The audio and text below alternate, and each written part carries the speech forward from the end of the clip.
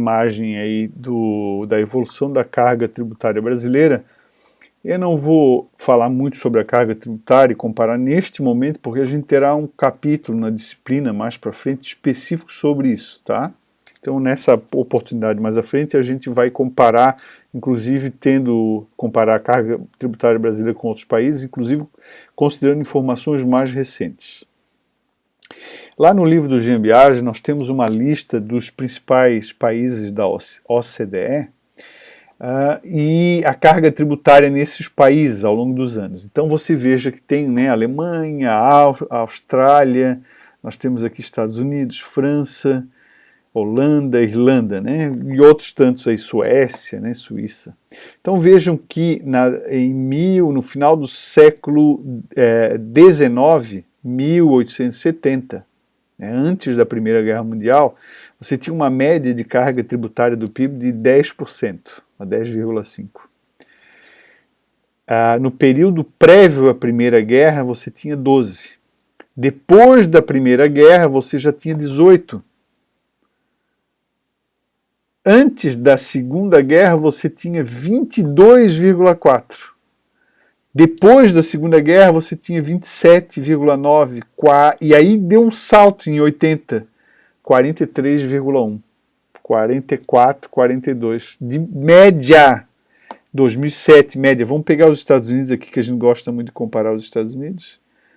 Ó, 36,6% do PIB era carga tributária, né, dos Estados Unidos. Vamos olhar aqui a Alemanha, 44 quase. Austrália, 34,9. Áustria, 48. Ó, a escola austríaca. Áustria, 48%. Em 2007. Essas coisas não mudam tão rápido assim, né? É relativamente próximo, mas a gente vai fazer um estudo, né? Desculpa, isso aqui não é a carga tributária, isso aqui é o gasto público em relação ao PIB. Mas dá para fazer, se o orçamento é equilibrado, né? Porque no setor público, como você prestou atenção no primeiro dia de aula, o setor público não existe, ele não existe para arrecadar e guardar o dinheiro que arrecadou da população, né? E ele também não existe para gastar mais do que arrecada. A lógica é que ele gaste o que arrecada. Então, em muitos países a gente pode admitir que a carga tributária seja próxima, né, a esses gastos públicos em relação ao PIB, né? Então, está aí uma imagem, né, só, Reino Unido, 44,6%. Nova Zelândia, 39,9%. Japão, 36%. Noruega, 41% quase. Ok, então se você enxergou essa tabela, você já sabe um dos motivos pelos quais o gasto público aumentou muito ao longo dos anos, né? A gente chama a evolução do gasto público, a tal da lei de Wagner, né? Os gastos públicos cresceram mais rápido que o crescimento do PIB nesses últimos anos, né? Nesses últimos aí de 870 para cá, né? Então o primeiro motivo foram as duas grandes guerras mundiais, né? A necessidade de investir em armamentos, e também a necessidade de recuperar a economia depois das guerras, né? Esse é um dos motivos. O outro motivo é o envelhecimento da população. A população envelheceu. Na Europa a população envelheceu, no Brasil a população está envelhecendo, em muitos outros lugares nos Estados Unidos, em muitos outros lugares do mundo a população está vivendo mais, né, e nascendo menos crianças. Vocês lembram da aula que a gente falou sobre os impostos sobre celibatários, lá em 1970, o livro 77 de Deodato? Pois é, agora estamos diante de outra realidade. Não nasce mais tanta criança, e os velhos não morrem mais, né? Morrem mais tarde, né? Graças a Deus, né? A expectativa de vida aumentou. E a questão é que os velhos gastam mais dinheiro no setor público, não é verdade? Eles precisam de previdência, porque eles já não estão mais trabalhando, estão ganhando aposentadoria, quanto mais eles vivem, mais gasta o dinheiro público. Eles precisam mais de despesa com saúde, porque eles consomem mais o serviço de saúde. Só para ficar por aqui, mas há outros serviços, né, como assistência também, para idosos também é mais comum, né, e assim vai, né, outros exemplos. A terceira explicação é urbanização. Os países foram se urbanizando, né? As pessoas saíram do campo e vieram para as cidades, trabalharam nas empresas, nas indústrias, para ganhar mais dinheiro. Isso aconteceu com o Brasil, né? Bom, com isso, pessoal, as pessoas vindo se urbanizar, eu gosto de falar assim, que é uma verdade. As pessoas foram morar em casas pequenas, não tem terreno, não tem boi para cuidar, porco para chutar, para gritar com porco, para tomar banho no rio, não tem mais nada disso. O cara fica dentro de uma casa, vendo televisão, fica louco, sai, quer ir numa praça. Aí não tem a praça, ele reclama, ele quer a praça. Aí ele fica doente, ele precisa do sistema de saúde. Se ele fica doente no sítio, né, na fazenda lá atrás, o governo nem fica sabendo, ele toma um chá de alguma coisa, não é verdade? Fica em casa, não se trata, só em emergência. Agora a pessoa está na cidade, qualquer coisa, o cara está no médico. Está pedindo remédio para alguma coisa, não é verdade? Depressão e tudo mais. Então a migração para cidades, outra coisa, a pessoa na cidade quer escola para os filhos, creche para os filhos para ele poder trabalhar, usa mais o serviço de saúde, enfim, usa mais o Estado, não tem dúvida disso, é muito óbvio, né? O quarto motivo para o crescimento das despesas públicas é o próprio crescimento do PIB per capita. O que significa isso? Significa que como todos têm, o PIB per capita aumenta, o preço dos serviços, dos produtos que são vendidos, eles ficam mais caros, né? Se todo mundo tem condição de comprar, né, o preço das coisas acaba ficando mais caras, né? Então isso explica um pouco o gasto público, né? O que era barato vai ficando caro e o poder público também gasta muito dinheiro.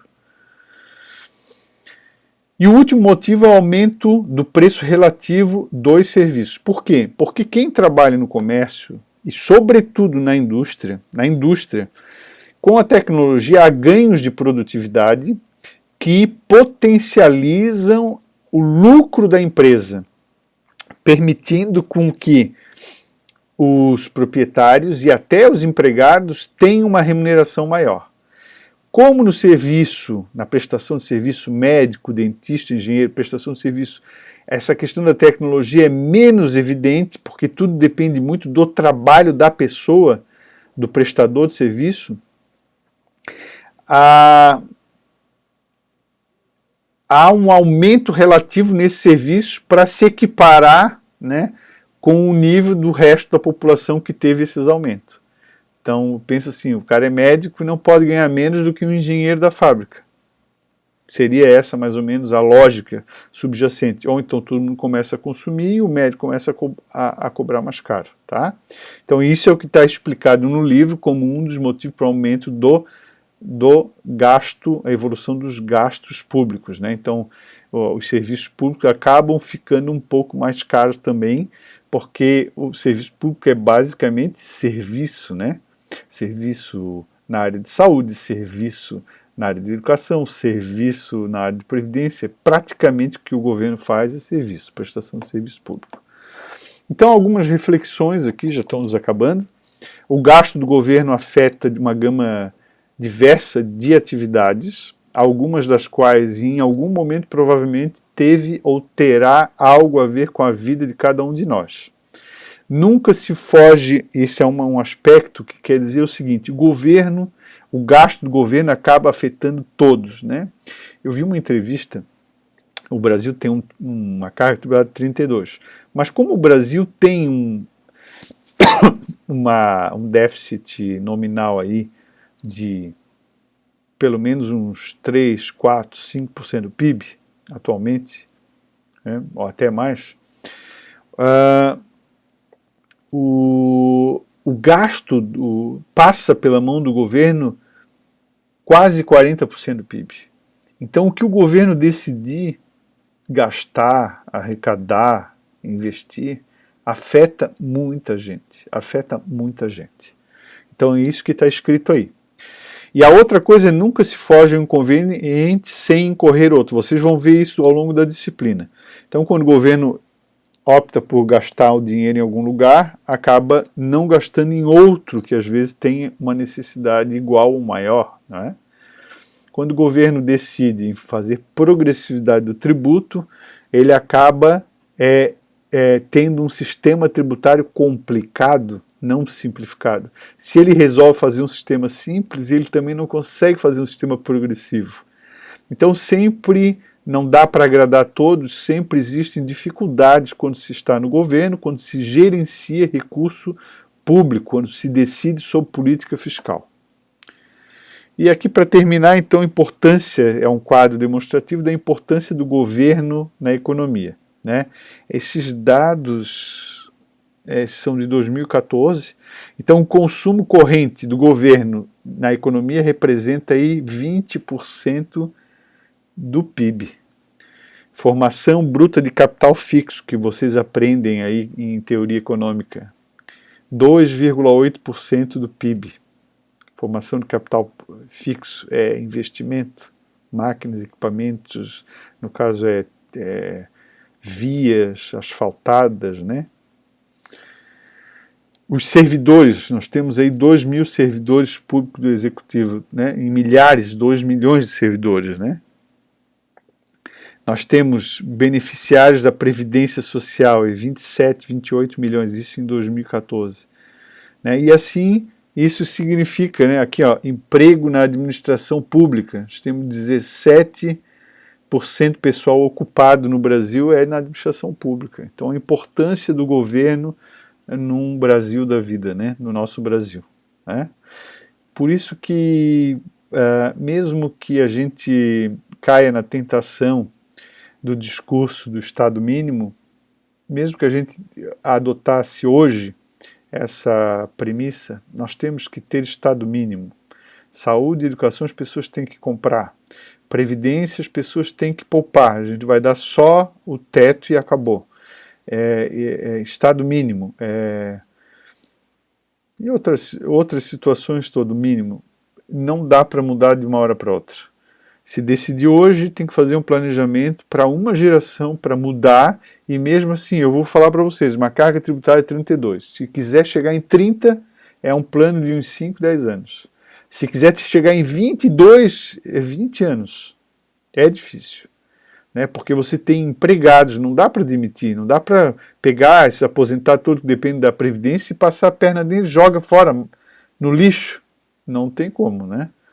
Então, essas coisas podem ser feitas, mas tem que ser feito com planejamento e gradativos, né? Gradativamente. Mas, enfim, é só uma abordagem que a gente dá. É óbvio que a discussão ainda vai muito mais longe, né? Atualmente, assim, no Brasil, não vejo essa perspectiva. Eu vejo uma perspectiva de reduzir o tamanho do Estado, mas eu acho que é um pouco cíclico, provavelmente não consegue reduzir tanto assim como se as pessoas idealizam, né? As pessoas que são liberais idealizam.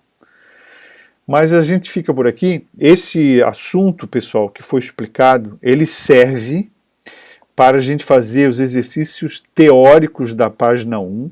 Então nós já fizemos o exercício da primeira lista, né, que é o do texto do Deodato, e esse que eu acabei de explicar, ele serve para fazer o exercício sobre essas questões e algumas das questões da leitura complementar que a gente vai ler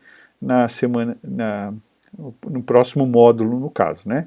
E com essa explicação também a gente já consegue fazer a maioria dos testes que vão da página 2 até a página 6. Esses testes são todos gabaritados e é importante que assim que você acabe de ver este vídeo, você comece a fazê-los, você já tem condição de fazer todos, tá bom? Então a gente fica por aqui, nós fizemos em 3 vídeos essa unidade, e qualquer dúvida que você tenha, nos momentos síncronos das nossas aulas a gente tira essas dúvidas, né? E tocamos para frente a disciplina. Obrigado.